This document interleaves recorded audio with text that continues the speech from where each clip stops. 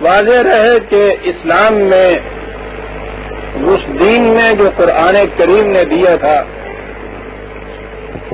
جسے ہمارے ہاں کی اصطلاحی روحانیت کہتے ہیں، اس کا کوئی ذکر ہی نہیں۔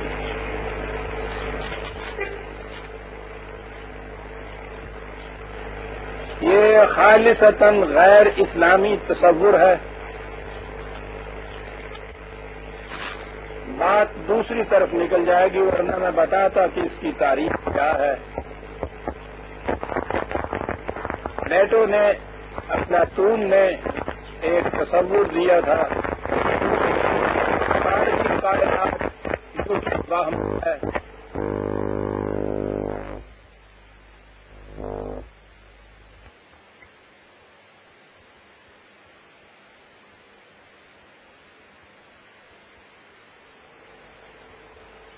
اس کا بھی کوئی وجود نہیں، قابل اعتماد نہیں، اس پہ یقین ہی نہیں کیا جا سکتا، یعنی وجود ہی نہیں ہے تو پھر یقین کیا کیا جائے گا۔ دنیا اصل میں اوپر ایک ہے عالم مثال، یہ نیچے کی دنیا سب اس کا سایہ ہے، اور عالم مثال کا علم باطنی طریقے سے اندر کی دنیا کو روشن کرنے سے حاصل کیا جا سکتا ہے۔ یہ ایک تصور تھا۔ تاریخ انسانیت کی بڑی بدبختی ہے کہ ایسی شخصیتیں کہ جن کے ذہن بہت بلند ہوتے ہیں، اگر ان کی نگاہیں ٹیڑھی ہوں تو وہ اتنا نقصان پہنچا جاتے ہیں کہ صدیوں تک انسانیت پنپ نہیں سکتی۔ پلیٹو کے اس تصور نے 2500 سال ہوئے، نسل در نسل تمام اقوام عالم، مذاہب کی دنیا، ان کے طریقت کی دنیا، ساری کی ساری اس کے اس تصور سے متاثر چلی آ رہی ہے، اور اسی نے مختلف پیرہن پہنے ہیں تاریخ انسانیت میں۔ یونان میں بھی یہ تصور اشراقیین وغیرہ کی شکل میں ابھرا، ایران میں یہی چیز وہاں کے آتش کدوں میں حرارت پذیر ہوئی، ہندوستان کے جوگیوں میں یہی کچھ آیا، اور وہیں سے اسلام نے مستعار لے کر اپنے ہاں خانقاہیت کی رسم ڈالی۔ اس کا کوئی تصور، ذکر، وجود تک قرآن کریم میں نہیں، دین میں نہیں ہے، مانگی ہوئی چیز ہے یہ۔ ہمارے ہاں آپ نے دیکھا ہوگا بڑی بے تکلفی سے 3 اصطلاحات استعمال کی جاتی ہیں کہ صاحب اس دور میں ہمارے ہاں مادی، اخلاقی اور روحانی ترقیاں ہوئی۔ مادی بھی بات سمجھ میں آتی ہے، اخلاقی بھی بات سمجھ میں آتی ہے۔ یہ اخلاقی سے آگے چل کر اور اس سے بھی بلند تر مقام جو روحانی ترقی کا بتایا جاتا ہے، بس ایک اصطلاح ہے۔ کسی سے پوچھئے کہ یہ ہوتی کیا ہے تو وہ کہتا یہ ہے کہ ذوق میں نشہ ناسی بخدا تانا چشی، یہ تو نشہ ہے، جو پیے گا اسے ہی پتہ چل سکتا ہے، دوسرے کو پتہ ہی نہیں چل سکتا۔ لیکن اس کو مقام اتنا اونچا دیا جاتا ہے کہ یہ اخلاقیات کی دنیا، شریعت کی دنیا، یہ ساری پس ہو کر رہ جاتی ہے اس کے سامنے۔ حالانکہ وہ ذات اقدس و اعظم جو انسانیت کے معراج کبریٰ پر فائز المرام ہے، جس سے بلند تر ہستی کا تصور ذہن نہیں کر سکتا، بعد از خدا بزرگ تو ایک قصہ مختصر جس کے متعلق کہہ دیا، ان کے متعلق حضور نبی اکرم صلی اللہ علیہ وسلم کے متعلق بھی قرآن کریم نے کہا یہ کہ انک لعلی خلق عظیم، تو اخلاق کی بلندیوں کے اوپر ہے۔ اس سے آگے کوئی لفظ اور نہیں کہا گیا۔ اخلاق کی بلندی سمجھ میں آ سکتی ہے، مورل سمجھ میں آ سکتی ہے، material and moral and spiritual آگے ایک چیز آتی ہے۔ اور یوں ہی ضمناً یہ ستم ظریف ہی ملاحظہ ہو، آج صبح یہ پاکستان ٹائمز میں جو اس درس کا اعلان ہوا ہے، معلوم نہیں وہ کس کے درس کا عنوان ہے، وہ میرے نام کے آگے لکھا ہوا ہے، مسٹر جی اے پرویز 830، ٹاپک اسپرچولیزم۔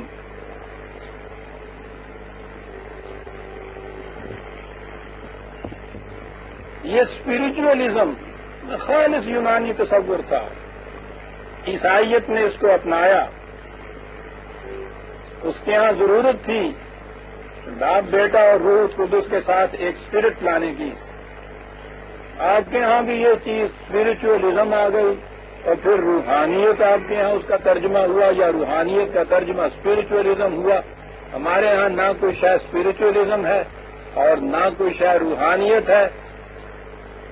احکام قوانین خداوندی کی اطاعت سے انسان کا اخلاق بلند ہوتا ہے اور اخلاقیات کے بلند ترین مقام پہ حضور نبی اکرم صلی اللہ علیہ وسلم فائز تھے.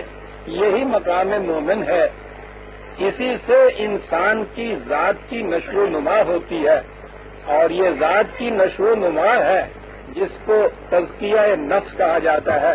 روحانیت والوں کے ہاں تو تزکیہ نفس تو شے اور ہوتی ہے.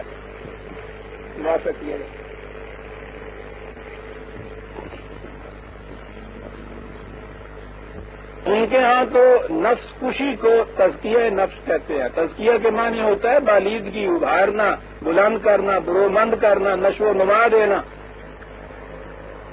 لیکن اندازہ لگائیے کہ نفس کشی جو ہے، نفس کو مارنا، اس کو کہا جاتا ہے نفس کو نشو و نما دینا. تو قرآن کریم نے جہاں یہ لفظ استعمال کیا ہے، مزکی کرنا، تزکیہ جہاں سے ہے، تو اس کے معنی انسانی ذات کی نشو و نما ہے جو قرآن کریم کے مستقل اقدار کے اتباع سے حاصل ہوتی ہے اور اس کی نمود انسان کے کیریکٹر میں ہوتی ہے، کردار میں ہوتی ہے. اسے ہی اخلاق کہا جاتا ہے، اسے ہی مورل کہا جاتا ہے. یہی چیز ہے، اس سے آگے کوئی اور چیز نہیں، اس سے الگ کوئی اور چیز نہیں. جس کا کردار قرآن کی اقدار کے مطابق ہے وہی مومن ہے، وہی متقی ہے، وہی مزکی ہے. اس سے الگ کوئی اور شے نہیں قرآن کی روح سے. اور پھر سب سے پہلی چیز تو یہ کہ قرآن کریم نے اس کا جو ذریعہ بتایا ہے یہ اصطلاحی روحانیت ہمارے ہاں وہ بالکل اس کے نقیض ہے، اس کے الٹ جاتی ہے. ہمارے ہاں کی روحانی دنیا میں جو ابتدائی سٹیج ہوتی ہے ان کی یہ قلندروں کی اور درویشوں کی اور یہ پیروں کی، اس میں یہ ہے کہ کسی نے اللہ واسطے کی روٹی دے دی اور انہوں نے کھا لی. اور جب مقام بلند ہوتے ہیں تو پھر تو عقیدت مندانہ نذرانے جو آتے ہیں اس کے بعد ان کو دیکھیے کہ کس ٹھاٹ سے ان کی زندگی بسر ہوتی ہے، کتنی جائیدادیں کھڑی کی جاتی ہیں، وراثت میں جاگیریں آتی ہیں ان کے ہاں، ایک ایک گڈی ایک ایک ریاست ہے ان کے ہاں. یعنی اس کے اندر یہ لوگ خود کماتے نہیں ہیں، ان کا اپنا ذریعہ کسب معاش کا نہیں ہوتا، باقی دنیا کماتی ہے، ان کو لا کے دیتی ہے. اور یہ ہے پہلی چیز. اب دیکھیے قرآن کریم یہ کہتا ہے، پہلے ارباب شریعت کو ان کے لیا اور اب ارباب طریقت کو دیتا ہے. الم تر الی الذین یزکون انفسہم. ذرا ان لوگوں کی حالت پر بھی غور کرنا جو بڑے روحانیت کے ہزارہ دار بنے پھرتے ہیں، اپنے آپ کو یہ کہتے ہیں کہ صاحب بڑا مزکی ہے ہمارے نفوس، تزکیہ نفس کے یہ دعوے دار. دیکھیے ان کو اپنے ہی ذہن کے مطابق یہ کچھ بڑے بیٹھے ہیں. کہتا ہے کہ یہ خود اپنے تصور کے مطابق کچھ نہیں بنا جا سکتا. بل اللہ یزکی من یشاء ولا یظلمون فتیلا. یہ انسانی ذات کی نشو و نما تو خدا کے قوانین کے مطابق ہوتی ہے. جو بھی وہ نشو و نما چاہتا ہے وہ ان کا اتباع کرے، اسے یہ چیز حاصل ہو جائے گی اور اس کی کوششوں میں ذرا برابر بھی کمی نہیں کی جائے گی، اس کی کوششوں کے نتائج میں ذرا بھی کمی نہیں کی جائے گی، پورا پورا بدلہ اس کو مل جائے گا. یہ جیسا میں نے عرض کیا موضوع دوسرا ہے کہ قرآن کریم کی روح سے میں یہ عرض کروں کہ یہ تزکیہ کسے کہا جاتا ہے. یہ زکوٰۃ کا لفظ یہیں سے نکلا ہے اس کے معنی بھی نشو و نما دینا ہے۔ ہمارے ہاں تو زکوٰۃ اب شریعت کی ایک اصطلاح بن چکی ہے، کسی مال پر جو اتنا ہو جسے نصاب کہتے ہیں، سال کی مدت گزر جائے تو اس میں سے اتنا مثلاً 2.5% اسے اگر دے دیا جائے خدا کے نام پر تو اسے زکوٰۃ کہا جاتا ہے۔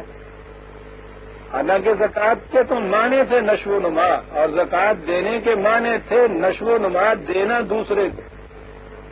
قرآن کریم نے اسلامی مملکت کا یہ فریضہ قرار دیا ہے، کہا یہ ہے کہ جب ان مومنین کو حکومت حاصل ہو جائے گی تو ان کا فریضہ آتو الزکوٰۃ ہوگا، یہ زکوٰۃ دیں گے، لیں گے نہیں۔ یہ کیا چیز دیں گے؟ یہ عالم انسانیت کی نشو و نما کا سامان انہیں دیں گے۔ جب ان کی حکومت قائم ہوگی تو ان کا فریضہ یہ ہوگا کہ تمام افراد انسانیہ کی ضروریات زندگی پورا کریں، ان کو سامان نشو و نما عطا کریں، انہیں سامان نشو و نما دینا یہ مملکت اسلامیہ کا فریضہ تھا، اسی کا نام زکوٰۃ دینا تھا۔ اب وہ ہمارے ہاں وہ 2.5% یا تو اپنے طور پہ باندھ دیجیے، اور اس کے اصلاح کی جو کوششیں کی جاتی ہیں تو وہ یہ کہ صاحب حکومت الگ ایک بیت المال کھولے، اس میں یہ روپیہ جایا کرے، یعنی حکومت کا خزانہ تو الگ ہو اسلامی حکومت کا، اور اس میں بیت المال الگ ہو۔ یہ عربی زبان کا لفظ ہے خزانے کے لیے، ایکسچیکر کے لیے۔ بیت المال کے معنی وہ جگہ جہاں مال اکٹھا کیا جائے۔ تو ذہنوں میں ہمارے یہ ہے کہ صاحب یہ تو ایک شرعی چیز ہوتی ہے، اور یہ جو خزانہ ہوتا ہے حکومت کا یہ دنیاوی چیز ہوتی ہے، اس لیے یہ جو زکوٰۃ کا روپیہ ہوگا یہ حکومت کے خزانے میں نہیں جا سکتا، یہ تو بڑا پاک مقدس مطہر سا روپیہ ہے، یہ اس قسم کی نجاست میں کیسے جا سکتا ہے جسے حکومت کا خزانہ کہا جاتا ہے؟ کیا کیا عرض کریں کہاں سے کہاں پہنچ جاتا ہے انسان۔ اسلامی حکومت کا خزانہ جو ہے اس کو بیت المال کہا جاتا تھا۔ تو اب یہ ہے کہ وہ زکوٰۃ کا روپیہ وہ بیت المال میں چلا جائے، اس کا نام زکوٰۃ رہ گیا۔ قرآن کریم کی روح سے اسلامی مملکت کا فریضہ یہ ہے کہ وہ تمام افراد انسانیہ کی نشو و نما کا سامان باہم پہنچائے، اسے زکوٰۃ دینا کہتے تھے۔ اور یہی وہ لفظ ہے یہاں سے کہ یہ جو زکی وغیرہ کے لفظ آئے ہیں قرآن کریم میں، تو یہ اپنے اپنے نظام کے مطابق اپنے خیال کے مطابق مزکی بن بیٹھتے ہیں، روحانیت کے علم بردار اور اجارہ دار بن بیٹھتے ہیں۔ یہ اپنے ذہن کی بات نہیں، یہ تو قوانین خداوندی کی روح سے چیز حاصل ہوتی ہے۔ اور میں عرض کروں کہ اس کا ذریعہ قرآن نے کیا بتایا ہے۔ ذریعہ بتایا ہے اس نے 92 شروع کی یہ چیز ہوتی ہے، 92 سورت نمبر پہلے ابتدائی آیات، ان سعیکم لشتی، تمہاری کوششوں کے رخ مختلف ہوں گے، مختلف سمتیں ہوں گی، وہ پھیلی ہوئی ہوں گی، لیکن اصولی طور پر وہ 2 کیٹیگریز کے اندر انہیں تقسیم کیا جا سکے گا۔ ایک تو یہ فَأَمَّا مَنْ آتَى وَاتَّقَى وَصَدَّقَ بِالْحُسْنَى، وہ کہ جو کماتے ہیں اور اس کے بعد پھر دیتے ہیں اور یوں تقوی شعار بنتے ہیں۔ آپ نے دیکھا متقی کسے کہتے ہیں؟ من آتا، جو دیتا ہے۔ انسان کی حیوانی زندگی کا تقاضا لینا ہے، کوئی حیوان دوسرے کو دیتا نہیں ہے، اپنی ضرورت کے مطابق لیتا ہے وہ۔ کبھی زندگی کا دار و مدار اس چیز پہ ہے جو آپ اپنے استعمال میں لائیں۔ انسانی سطح کے اوپر جب زندگی پہنچتی ہے حیوانی سطح سے بلند ہو کے، تو اس کا تقاضا یہ ہے من آتا، دیتا کتنا ہے دوسرے کے لیے۔ اور یہ ہے بنیاد عزیزان من آپ کے یہاں کے معاشی نظام کی، یہ ہے اساس محکم کہ جان مار کر کمائی کرتا ہے اور اس کے بعد اپنی ذات کی نشو و نما کے لیے دوسروں کو دیے چلا جاتا ہے۔ من آتا واتقى، وصدق بالحسنی، اور اس طرح سے وہ سچ کر دکھا دیتا ہے ان حسنات کو کہ جن پر اس کا ایمان ہے۔ فَسَنُيَسِّرُهُ لِلْيُسْرَىٰ، اس کے لیے زندگی کی راہیں بڑی آسان کر دی جاتی ہیں۔ اور اس کے مقابلے میں دوسری روش یہ ہے وَأَمَّا مَنْ بَخِلَ وَاسْتَغْنَىٰ وَكَذَّبَ بِالْحُسْنَىٰ، سارا کچھ سمیٹ کے اپنے لیے رکھتا چلا جاتا ہے اور اس طرح سمجھتا ہے کہ میں دوسروں سے مستغنی ہو چکا ہوں، مجھے کیا پرواہ ہے دوسروں کی، اور تکذیب کرتا ہے اس طرح سے اپنے دعوی ایمان کی۔ یہ دوسری کیٹیگری آئی، اور یہ تو ابتدائی آیات تھی 5 سے 10 تک، اور اگلی آیت یہ ہے کہ یاد رکھیے جہنم کے شعلے بڑے بھڑکنے والے ہیں۔ یہ جنہیں کہا تھا کہ تکذیب کرتے ہیں دین کی، وہ اس میں جائیں گے۔ وَسَيُجَنَّبُهَا الْأَتْقَى الَّذِي، اور ان سے محفوظ رکھا جائے گا اس شخص کو۔ دیکھیے یہاں تزکیہ کا لفظ آتا ہے، یؤتی مالہ یتزکیٰ، جو اپنا مال دوسروں کو دیتا ہے تاکہ اس کا تزکیہ ہو جائے۔ میں کہہ یہ رہا تھا کہ ہمارے ہاں روحانیت کی ابتدائی ہوتی ہے اللہ واسطے کے ٹکڑوں سے، اور آگے چلتے ہیں تو پھر تو عقیدت مندیوں کے نذرانے جتنے آتے ہیں پوچھیے نہیں، یعنی ان کے ہاں دینا نہیں ہوتا، لینا ہی ہوتا ہے۔ اور قرآن بنیادی چیز یتزکیٰ کے لیے یہ بتاتا ہے کہ وہ دیتا ہے دوسروں کو، کمائے گا تو دے گا نا دوسروں کو، دینے والا جو ہے اس کا تزکیہ ہوتا ہے یہاں۔ اور یہ کوئی شے ایسی نہیں جسے آپ روحانیت کے کچھ معہوم سے تخیل میں اپنے ذہن میں لے لیں کہ پتہ تو کچھ ہے نہیں کیا ہوتا ہے، بس وہ یہی چیز ہے کہ جی حضرت صاحب سے کچھ کرامتیں سرزد ہوتی ہیں، اس کے لیے ان کو ہم صاحب روحانیت کہتے ہیں۔ ان کرامات کا ذکر تو قرآن میں کوئی نہیں آیا، اور کرامتیں تو ان بت پرست مشرکوں سادھوؤں سے ایسی سرزد ہوتی ہیں کہ جن کا تصور بھی دوسرے آدمی نہیں کر سکتے۔ یہ ایک فنی چیز ہے عزیزان من، اس کو دین سے کوئی تعلق نہیں، روحانیت سے کوئی واسطہ نہیں، اگر وہ کوئی شے ہے تو۔ اور اسلام میں یا قرآن کی روح سے روحانیت کا کوئی تصور نہیں، وہاں دو ہی چیزیں ہیں، مادی اور اخلاقی ترقی جو ہے، میٹیریل اینڈ مورل ہی ہے، اور مورل ہی ترقی تھی وہ جس کے اوپر میں نے ابھی عرض کیا کہ حضور سرور کائنات صلی اللہ علیہ وسلم انک لعلی خلق عظیم۔ مادی ترقی کے لیے کہ یہ کہ وسخر لکم ما فی السماوات والارض جميعا، کائنات کی پستیوں بلندیوں کو مسخر کرو کہ تمہارے لیے تابع قوانین ان کو بنا دیا گیا ہے، یہ مادی ترقی ہے قرآن کی روح سے۔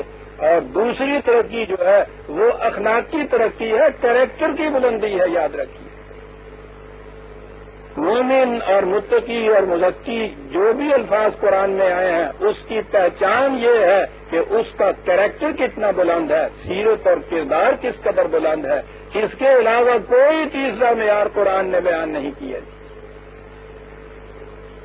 اور کریکٹر کی بلندی کی پہلی نشانی یہ ہے کہ انسان جان مار کر محنت کر کے ان لوگوں کی ضروریات کے لیے کتنا دیتا ہے جن کی ضروریات ان کی اپنی محنت سے پوری نہیں ہوتی، یا وہ کسی وجہ سے معذور ہو چکے ہیں محنت کر کے خود کمانے کے، یہ دوسروں کے لیے دیتا کتنا ہے، یہ ہے اخلاق کی بلندی۔ اتنی سی چیز حاصل ہو جائے تو آپ دیکھیے یہ جتنے ضمائم اور عیوب اور نقائص اور جرائم معاشرے میں عام ہو رہے ہیں وہ سارے اس لیے ہیں من باخل، سمیٹنے کی کوشش کرتا ہے ہر شخص، اسی وجہ سے سب کچھ ہے نا۔ اگر یہ بنیادی تبدیلی نگاہ کے اندر آ جائے کہ دین نام دینے کا ہے، ان چیزوں کی ضرورت ہی باقی نہیں ہے۔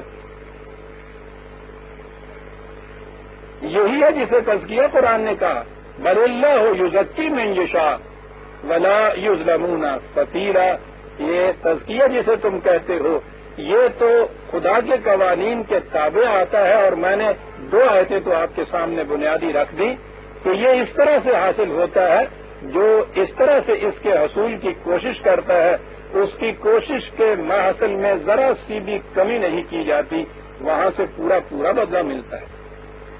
کہا یہ جو اس طرح سے روحانیت لیے بیٹھے ہیں کہ جو لفظ تک ہم نے نہیں استعمال کیا ہے جس کا تصور تک بھی قرآن میں نہیں ہے، انظر کیف یفترون علی اللہ الکذب، دیکھو یہ کس طرح اپنے ذہن سے ایک چیز کو گھڑتے ہیں اور پھر خدا کی طرف اسے غلط منسوب کر دیتے ہیں۔ کتنی بڑی وعید ہے جو قرآن نے یہاں بیان کی ہے۔ یہ افتراء ہے کہ جس مسئلے کو مشرب کا تصور تک قرآن میں نہیں آیا اس کو آپ دین ہی نہیں بلکہ اسے قرآن کا مغز کہا جاتا ہے۔ تو مولانا روم کا شعر تو وہارے کے زبان زد ہوگا کہ رمز قرآن مغز را برداشت، اور اس کے بعد ہے استخواں پیش سگاں استاد۔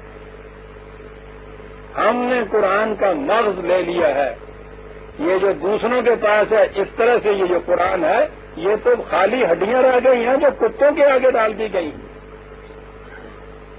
اندازہ لگائیے آپ، یہ ساری چیزیں قرآن کہتا ہے افتراء علی اللہ، انسانی ذہنوں کی پیداوار چیزیں تم انہیں خدا کی طرف منسوب کر دیتے ہو۔ وَاکْتَفَىٰ بِهِ اسم مبینہ، کہتے ہیں اور چیزیں تو ایک طرف رہی، جس قوم میں بھی یہ تصوف کا یہ تصور آ جائے گا اس قوم میں قوت عمل مفقود ہو کے رہ جائے گی۔ اسم مبینہ، کیا بات کہی ہے قرآن نے، اس میں حلال افسردگی تکان حرکت عمل کی قوتوں کا مزمحل ہو جانا، ایسا مزمحل ہو جائے کہ مبینہ نظر آ جائے کہ واقعی مزمحل ہو چکی ہوئی ہے۔ جس قوم نے یہ تصور نے گھر کیا اس کا نام ہی پہلا تارک دنیا ہے، یعنی ترک دنیا کا نام تصوف کی بنیاد ہے۔ غاروں میں چلے جاؤ، جنگلوں میں چلے جاؤ، صحراؤں میں چلے جاؤ، گوشوں میں، خلوتوں میں، حجروں میں، زاویوں میں سمٹ جاؤ، دھیان میں بیٹھے رہو، اور اس کے بعد اگلی چیز یہ ہے کہ جو بھی مقصد پیش نظر ہو اس کے لیے کسی حضرت صاحب کے یہاں چلے جائیے، ان سے دعا کرائیے، ان سے تعویذ لکھائیے، ان سے وظیفہ پوچھیے۔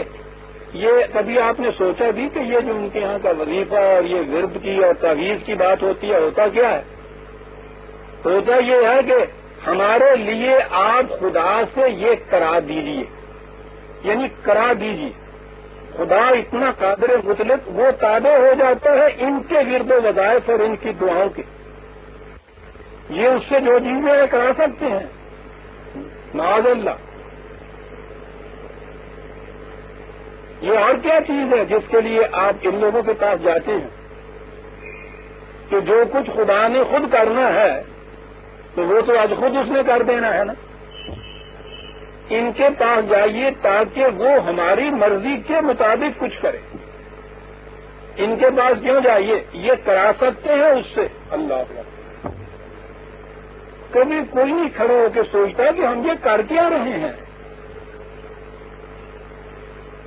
خدا قادر مطلق کو مجبور بنایا جا رہا ہے، اور مجبور بھی کس کا بنایا جا رہا ہے؟ سائیں بول زیادہ، جو اپنی روٹی کے لیے دوسروں کا محتاج ہے، اور بعض تو اس میں سے وہ ہوتے ہیں ناکا آپ نہیں سوچ سکتے، مجذوب جسے کہتے ہیں آپ، اپنی غلاظت نہیں ہو سکتے، ان کے کہنے کے مطابق خدا کرتا ہے۔ انظر کیف یفترون علی اللہ الکذب، دیکھو کس طرح سے افتراء علی اللہ کرتے ہیں جھوٹ بول کے۔ واکتفیٰ بہ اسم مبینہ، نتیجہ یہ ہوتا ہے جس قوم میں یہ تصور جاگزین ہو جائے پھر قوت عمل اس قوم کی افسردہ ہو جاتی ہے، پھر وہ ان کی دعاؤں پر، وردوں پر، وظیفوں پر، حضرت صاحب کی نظر کرم کا محتاج ہو جاتی ہے۔ وہ کسی اپنے مقصد کے لیے یہ نہیں کہتا کہ مجھے کوئی تدبیر کرنی چاہیے، ہمت کرنی چاہیے، محنت کرنی چاہیے، کسی طریقے سے اس کو حاصل کرنا چاہیے، بالکل نہیں سر۔ حضرت صاحب کی نظر کرم ہو جائے گی سب کچھ ہو جائے گا سر۔ جیتے ہیں تو یوں چلے جائیں گے، تہے خاک تب چکے ہیں تو وہ ان کے مزاروں پہ چلے جائیں گے، نذرانے لے جائیں گے، نیازیں دی جائیں گی۔ یہ کبھی نہیں ہوگا کہ اس کے لیے جو کچھ کرنا ہے مجھے تدبیری طور پر وہ کیا جائے۔ قوم بے عمل ہو کر رہ جاتی ہے۔ وَاکْتَفَىٰ بِهِ اسْمٌ مُبِینٌ۔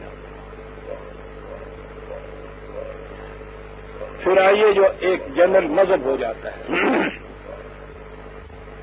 دین نام ہے، جیسا میں نے عرض کیا، زندہ قانون کا، فارمولے کا۔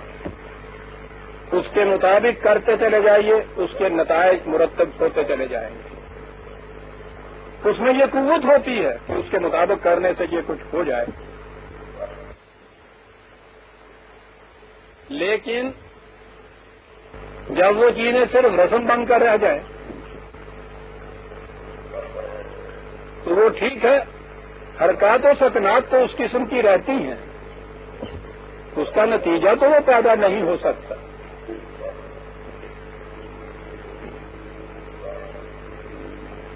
ایک چیز کو آپ خالی رسمی حیثیت سے آپ کیجئے، کبھی وہ نتیجہ پیدا نہیں کر سکتے۔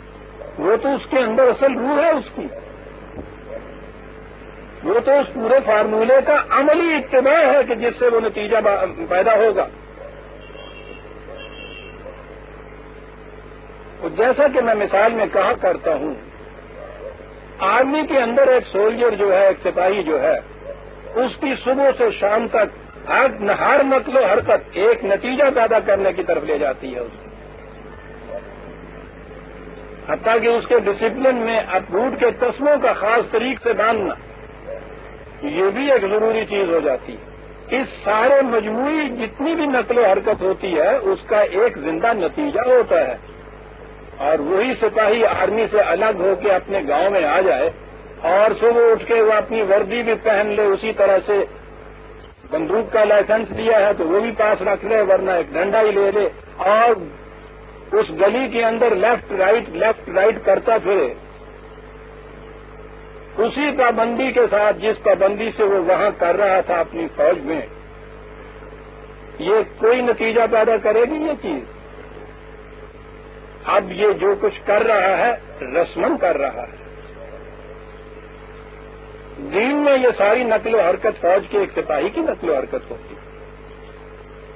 دین جب مذہب کی سطح پہ آ جاتا ہے تو یہ نقل و حرکت تو باقی رہ جاتی ہے، اور وہ جو فوجیت اس میں ہوتی ہے وہ نکل جاتی ہے۔ دین انفرادی چیز رہ جاتا ہے۔ یہ جتنی چیزیں ہیں یہ اس کے بعد آپ کے یہاں شریعت بن جاتی ہے۔ نتیجہ کوئی پیدا نہیں کرتی تو یہ فریب دے دیا جاتا ہے کہ صاحب ان چیزوں کا ثواب ہوتا ہے۔ ثواب کیا ہوتا ہے، کیا چیز ہے جسے ثواب کہتے ہیں، کوئی نہیں سمجھا سکے گا صاحب۔ ہوتا ہے کچھ، کوئی فائدہ اس کا کہاں ہوتا ہے؟ اگلی دنیا میں جا کے ہوتا ہے۔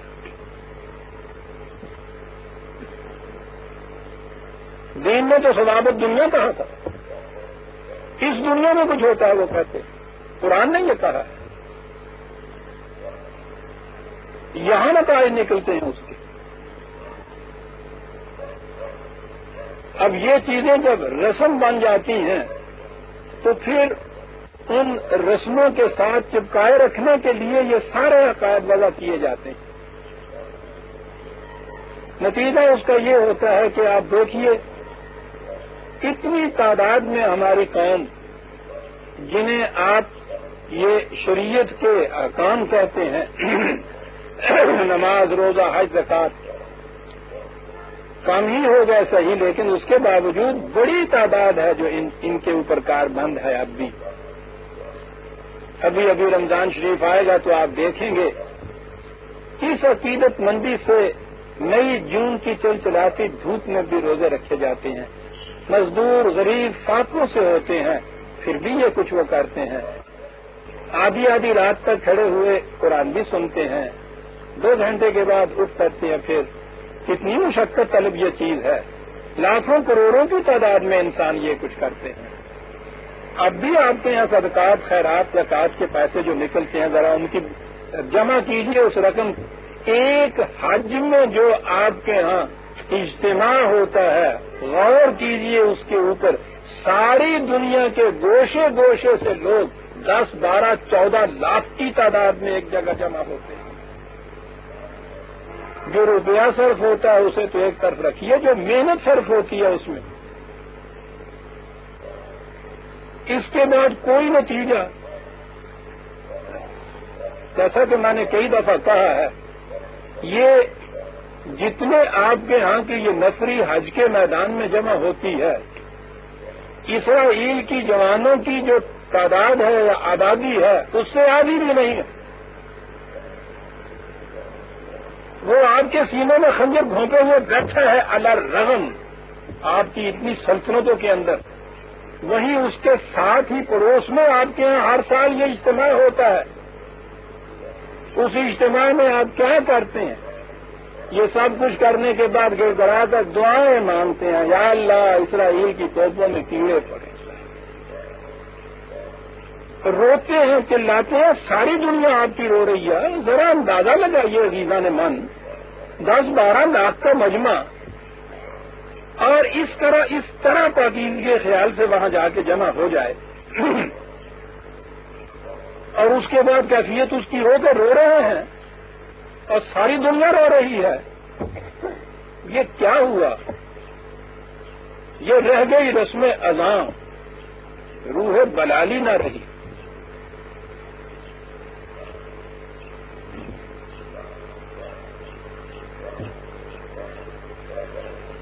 رگوں میں وہ لہو باقی رہی ہے، وہ دل، وہ آرزو باقی رہی ہے، نماز و روزہ و قربانی و حج یہ سب باقی ہیں، تو باقی نہیں ہے۔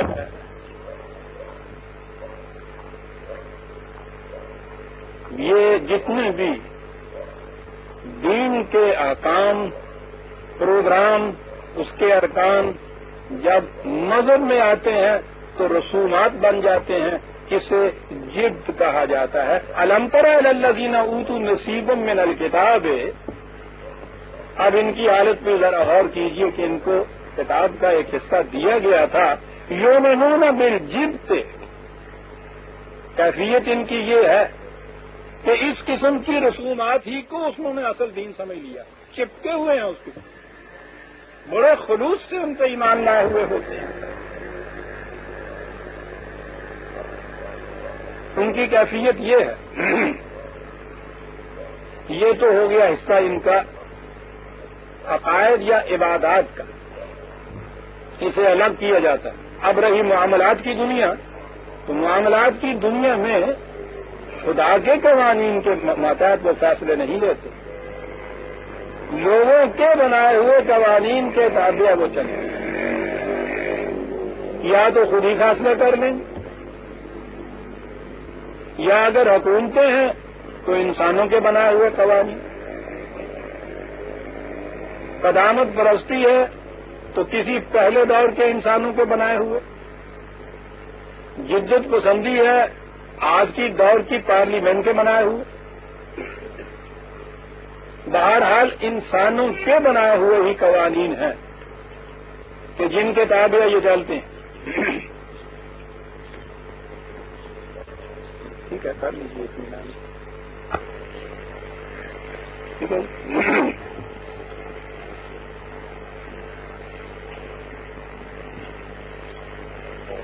دین میں اطاعت صرف قوانین خدا بندی کی، حق حکومت اسی کو حاصل ہے، کسی اور کو حاصل نہیں۔ یہ جتنا بھی نظام حکومت آپ کے ہاں بنے گا وہ اس کے دیے ہوئے قوانین کو نافذ کرے گا، اس کے دیے ہوئے اصولوں کی روشنی میں اپنے زمانے کے تقاضوں کے مطابق عملی تدبیریں کرے گا، پروگرام نافذ کرے گا، تفصیل جزیات اس کی متعین کرے گا۔ بس اس حد تک آپ کے ہاں یہ حکومت کے فرائض ہوتے ہیں۔ قانون بنانا جو ہے یہ کسی کے اختیار میں نہیں دیا گیا، اس کو کہتے ہیں اسلامی حکومت، نظام خداوندی، تو جس میں کوئی انسان کسی دوسرے انسان کے فیصلوں کا معطوف نہیں ہوتا۔ لیکن جب یہ شکل نہ رہے تو غیر خداوندی کسے باشد، اسے قرآن کی اصطلاح میں طاغوت کہتے ہیں۔ اللہ کے مقابلے میں غیر اللہ جسے آپ کہتے ہیں وہ کوئی بھی ہو، اسے قرآن طاغوت کہتا ہے۔ اور یہ جو آپ کے ہاں کفر اور ایمان ہے وہ ہے ہی یہ چیز، ہر غیر اللہ طاقت کی محکومیت سے انکار اور صرف ایک خدا کی محکومیت کا اقرار. من یکفر بالطاغوت ویؤمن باللہ فقد استمسک بالعروۃ الوثقی لا انفصام لہا. جس نے طاغوت سے انکار کیا، خدا پر ایمان لایا، یہ وہ ہے جس نے ایک ایسا سہارا تھام لیا جو ٹوٹ نہیں سکتا. آپ نے دیکھا کہ یہاں اللہ اور طاغوت ایک دوسرے کی ضد میں رکھا گیا ہے. طاغوت سے انکار، خدا کا اقرار، اور یہی ہے جسے اختصار کی غرض سے اس کلمہ کے اندر رکھ دیا گیا ہے، لا الہ الا اللہ. اللہ کے سوا ہر الہ جو ہے اس کی نفی، اس کی معصومیت نہیں اختیار کی جا سکتی. اسے طاغوت کہتے ہیں. کہا یہ کہ الم تری الی الذین اوتوا نصیبا من الکتاب یؤمنون بالجبت والطاغوت. عقائد اور عبادات کی دنیا میں محض رسوم باقی رہ جاتی، معاملات کی دنیا میں غیر خداوندی قوتوں کے فیصلوں کی اطاعت کی جاتی ہے، خواہ وہ کسی انسان کے بنائے ہوئے کیوں نہ ہو. عزیزان من، وَيَقُولُونَ لِلَّذِينَ كَفَرُوا هَؤُلَاءِ أَهْدَىٰ مِنَ الَّذِينَ آمَنُوا سَبِيلًا.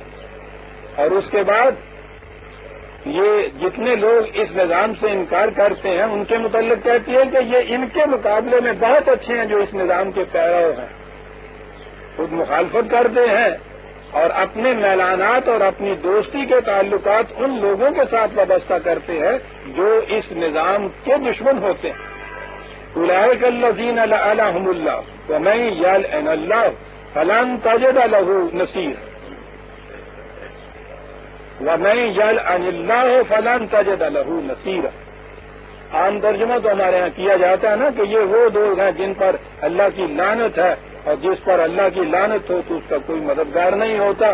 بس وہ لعنت کا لفظ ہمارے ہاں جو آ گیا تو پھر ہر قسم کی گالیاں دینے کے لیے ان کو سند حاصل ہو گئی کہ صاحب آپ یہ کیوں دوسروں پہ لان تان کرتے ہیں. کہتے ہیں کہ صاحب یہ کیا اللہ لانتے بھیجتا ہے، میں کیوں نہ بھیجوں صاحب. یعنی یہ سنت اللہ کی پیروی ہو رہی ہے.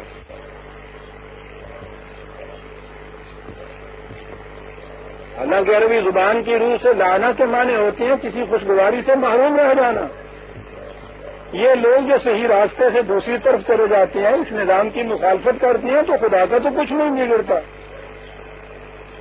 اس سے یہ اس نظام کے جو انسانیت ساز نتائج نکلنے سے ان سے محروم رہ جاتے ہیں. اور جو اس طرح سے اس نظام کے نتائج سے محروم رہ گئے، کون ہے دنیا میں جو پھر اس کی مدد کرے؟ ہم دیکھ رہے ہیں نا کون مدد کر رہا ہے. بھیک کے ٹکڑے تو جھولی میں ڈال دیتے ہیں کوئی. دنیا بھر کی مسلمانوں کی سلطنت کو آپ دیکھ لیجئے، جسے مدد کہتے ہیں دوستی کی حیثیت سے، کہاں آپ کو ملتی ہے. اس لیے کہ انہوں نے قوانین خداوندی کی خلاف ورزی کرنے سے اپنے آپ کو جو ان نتائج سے خوشگواریوں سے محروم کیا ہے، اور دنیا میں کوئی بھی ان کو عزت کی نگاہ سے نہیں دیکھ سکتا.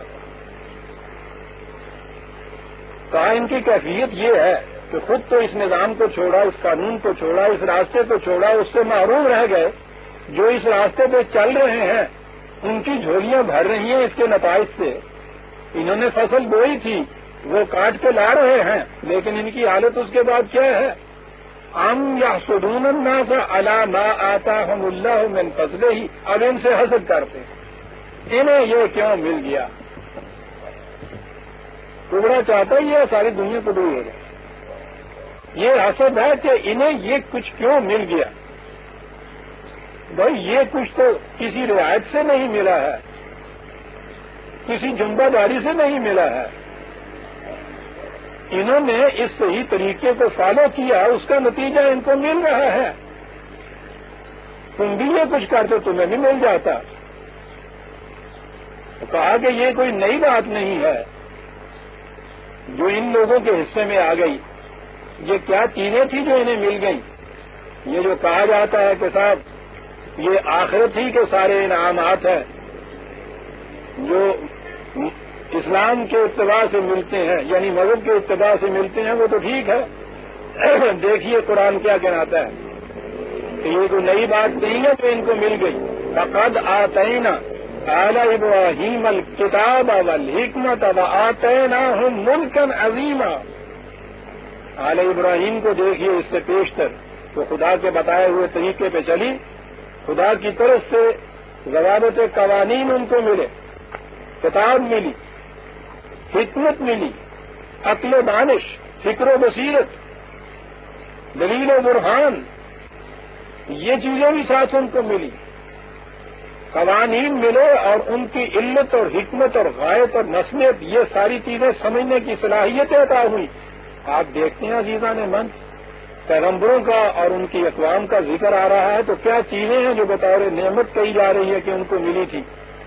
خدا کی طرف سے ضابطۂ قانون, اس کے لیے سمجھ بوجھ, عقل و فکر, وآتیناہم ملکا عظیما, اور اس کے ساتھ بہت بڑی مملکت اس کو ان کو ملی تھی. یہ ہے وہ جو انعامات خدا گرا رہا ہے دین کے طریقے پہ چلنے کا نتیجہ. ان سے کہو کہ صاحب وہ تو ملک عظیم بھی قرآن کہتا ہے, تو کہتے ہیں وہ جنت کی بادشاہی ہے, یعنی یہ سے جتنے ہی کھاندے رہو. جن پہ خدا نے کہا تھا کہ ہمارا غضب نازل ہوتا ہے, ان کے متعلق یہ کہا تھا اس چیز میں کہ ضرورت علیہم الذلۃ والمسکنۃ اینما ثقفوا. اس دنیا میں خزیا فی الحیات الدنیا, اس دنیاوی زندگی میں ذلت اور رسوائی, خدا کا عذاب ان کے پیچھے لگ گیا. جہاں بھی گئے ذلت اور رسوائی ان کے پیچھے رہی. اس دنیا میں یہ ملک عظیم تو اس دنیا کی مملکت کا نام ہے, یہ ملتی ہے. فَمِنْهُمْ مَنْ آمَنَ بِهِ وَمِنْهُمْ مَنْ صَدَّ عَنْهُ وَكَفَىٰ بِجَهَنَّمَ سَعِيرًا. انہی میں سے وہ لوگ بھی ہیں فی الحال ابراہیم میں سے ہی, یہ عرب جو تھے اور یہ جو اہل کتاب یہودی جن کو کہا گیا ہے, یہ دونوں آل ابراہیم میں سے تھے. یہ قوم ابراہیمی تھی. یہ حضرت اسماعیل کی اولاد تھی جو حجاز میں بس گئی. وہ دوسری طرف حضرت اسحاق کی اولاد تھی جو بنی اسرائیل کہلائی. کہا یہ ہے کہ ان میں سے پھر کچھ لوگ تو وہ ہیں کہ جو اس ضابطۂ قانون پر ایمان لاتے ہیں, انہی میں سے وہ بھی ہیں جو اس سے رکتے ہیں, اس پر ایمان نہیں لاتے. وَكَفَىٰ بِجَهَنَّمَ سَعِيرًا.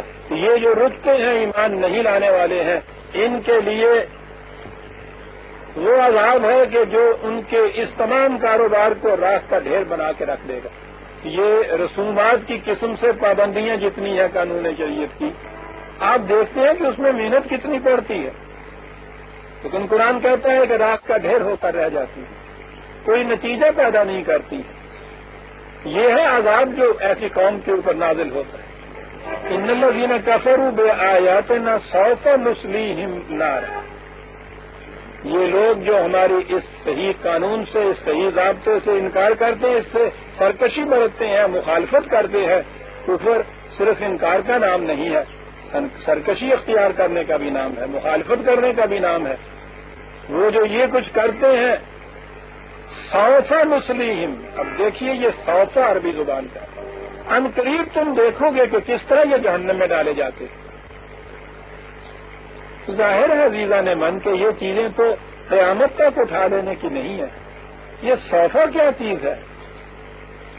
یہ نظام قائم ہو رہا ہے جا کر مدینے میں. اس نظام کے ابتدائی ایام کی کشمکش ہے, ٹکراؤ ہے, تصادم ہے. اب اس میں ان کے پاس جتھا ہے, ان کے پاس دولت ہے, وہ اسٹیبلشڈ ہے.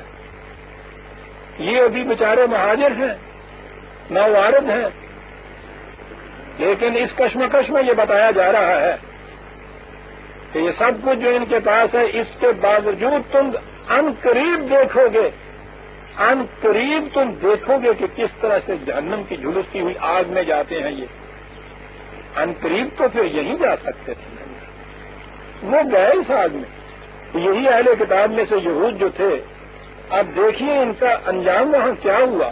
مدینے میں ان کی بہت بڑی شان و شوکت تھی، سارے فائنینسز یہ کنٹرول کرتے تھے، اقتدار ان کے ہاتھ میں تھا۔ چند ہی دنوں کے بعد سب سے پہلے انہیں مدینے سے نکلنا پڑا، خیبر میں پناہ لینی پڑی۔ اس کے بعد پہلے ہی حملے کے اندر خیبر سے بھی ان کو نکلنا پڑا، اور اس کے بعد جزیرۃ العرب سے ان کو خارج البلد ہونا پڑا۔ یہ کیفیت ان کی ہو گئی، تباہیاں ہو گئی۔ قرآن یہ کہتا ہے کہ کیفیت ان کی یہ تھی کہ تم نے تو کچھ ان کے قلعے اور مکان ڈھائے تھے، یہ اپنے گھروں کو اپنے ہاتھوں سے تباہ کر کے بھاگتے چلے جا رہے تھے، اور بھاگ رہے تھے نہایت ذلت کی زندگی سے۔ قرآن نے اسے جہنم قرار دیا ہے۔ ان قریب دیکھو گے کہ یہ جہنم کے اندر پہنچے جائیں گے، اور اس میں آگے بتایا کلما نضجت جلودہم بدلناہم جلودا غیرہا لیذوقوا العذاب ان اللہ کان عزیزا حکیما۔ بڑا غلبے والا ہے خدا، لیکن غلبہ اس کا دھاندلی کا نہیں ہے، حکمت پر مبنی ہے، قاعدے قانون پر مبنی ہے، عدل پر مبنی ہے۔ ان قریب تم دیکھو گے اس جہنم میں جائیں گے۔ اب آگے یہ جو چیزیں ہیں، یہ قرآن کی اصطلاحات بڑے غور سے سمجھنے کے قابل ہیں عزیزان۔ یہاں